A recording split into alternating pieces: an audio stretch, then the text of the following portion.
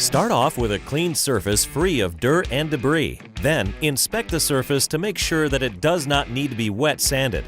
Begin the process with a small amount of Riptide liquid compound applied to a clean wool pad on a rotary polisher.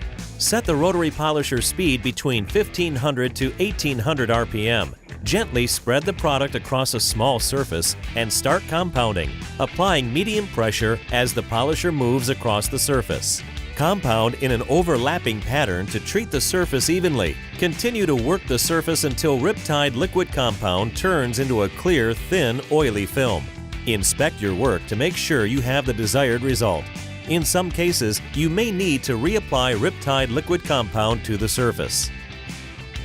Next, apply Hang 10 cleaner wax to a green foam polishing pad to remove any swirls and restore gloss. Set the rotary polisher speed between 1500 to 1800 RPM.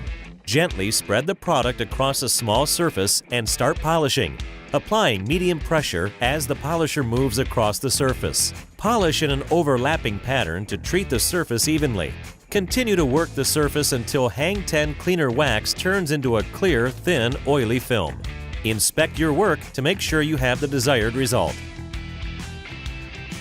Finally, apply a small amount of Big Kahuna polymer sealant to a blue foam finishing pad and seal the surface using a dual action or an orbital polisher.